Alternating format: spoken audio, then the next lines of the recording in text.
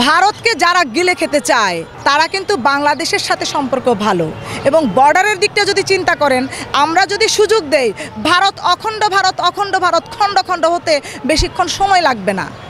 আমরা এই সুযোগটা দিচ্ছি না বলে ভারত এখনও অখণ্ড ভারত আছে।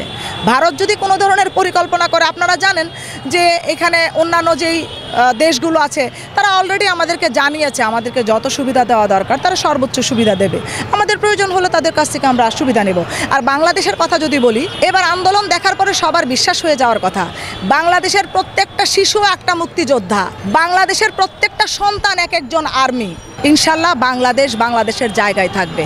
বাংলাদেশ স্বাধীন রাষ্ট্র হিসেবে ছিল, স্বাধীন রাষ্ট্র হিসেবে থাকবে। তবে ভারত কতটা অখণ্ড থাকে এটাই হচ্ছে এখন দেখার বিষয়। ওরা যদি আমাদের বর্ডারকে অসুরক্ষিত করতে চায়, যদি বাংলাদেশের উপর কোনো ধরনের কিছু হয়, এটার জবাব বাংলাদেশের জনগণ সকল দলমত একসাথে সম্মিলিতভাবে দিবে ইনশাল্লাহ। এবং এটার ফলাফল ভালো হবে না, কারণ কূটনৈতিক জায়গা থেকে বাংলাদেশের সাথে আশেপাশের যে রাষ্ট্রগুলো আছে যারা ভারতের জন্য হুমকির, তাদের সাথে কিন্তু আমাদের সম্পর্কটা খারাপ না, তাদের সম্পর্কটা আমাদের সাথে অনেক ভালো। প্রয়োজন বোধে আরেকটু ভালো করে নেব।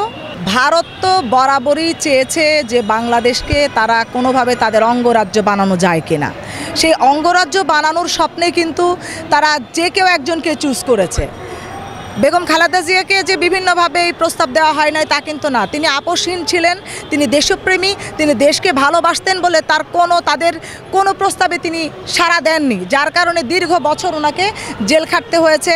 আরাফাত রহমান কোকো ভাইয়ের উপর কি নির্যাতন হয়েছে আপনারা সেটা জানেন, এবং আমাদের নেতা জনাব তারেক রহমানের উপর কি নির্যাতন হয়েছে জানেন। ভারত যদি কাউকে ভয় পায়, সেটা শহীদ প্রেসিডেন্ট জিয়াউর রহমানের পরিবারকে ভয় পায়, কারণ তারা সাচ্চা দেশপ্রেমিক। তাদেরকে কোনো কিছুর বিনিময়ে কেনা যায় না। কিনতে পেরেছে শেখ হাসিনাকে, কিনতে পেরেছিল শেখ মুজিবকে, এবং শেখ হাসিনা সেটার যতটুকু তাদেরকে সুবিধা দেওয়ার তিনি নিজের মুখে স্বীকার করে গেছেন যে ভারতকে যা দিয়েছি তা আজীবন মনে রাখবে। এবং বাংলাদেশের জনগণ এখন টের পাচ্ছে ভারতকে তিনি কী কী দিয়ে গেছেন, যার যন্ত্রণা আমরা এখন পর্যন্ত সহ্য করছি। বাংলাদেশটাকে কেড়ে নেওয়ার যে স্বপ্ন ওরা দেখছে, এটা কোনোদিনও সফল হবে না।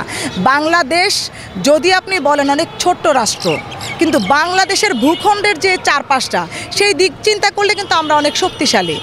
সেভেন সিস্টার নিয়ে আসলে আপাতত আমার কিছু বলা নাই, যেহেতু বাবর ভাই কি করবেন সেটা সিদ্ধান্তটা দলীয়ভাবে হবে।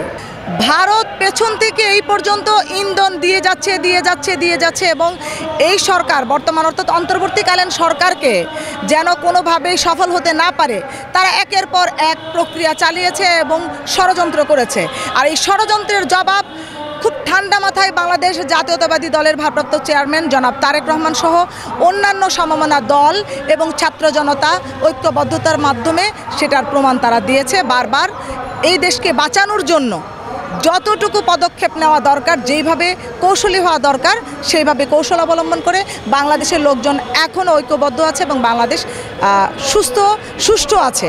বাংলাদেশের উপর যেই তারা যে প্রভাব বিস্তার করতে চাচ্ছে, হাসিনা যে বারবার বিভিন্ন ভিডিও ক্লিপের মাধ্যমে দেশে একটা অরাজকতা সৃষ্টি করার চেষ্টা করেছে বিভিন্নভাবে, কখনো আনসার লীগ, কখনো হিন্দুদেরকে দিয়ে, যেখানে আমাদের ভাইয়েরা হিন্দু মন্দির পাহারা দিয়েছে। এবং আপনারা জানেন কিছুদিন আগে ঢাকা বিশ্ববিদ্যালয়ের ছাত্ররা কিন্তু মিছিল দিয়েছে, জানিয়েছে যে তাদের উপর কোনো ধরনের নির্মমতা নির্যাতন হয়নি, তারা ভালো আছে। অতএব একটা কথা খুব স্পষ্টভাবে বলতে চাই, কোনো ধরনের ষড়যন্ত্রের মাধ্যমে বাংলাদেশের যে স্বাধীনতা, সেই সার্বভৌমত্ব সেটাকে কেউ নষ্ট করতে পারবে না এবং আমরা নষ্ট হতে দেব না।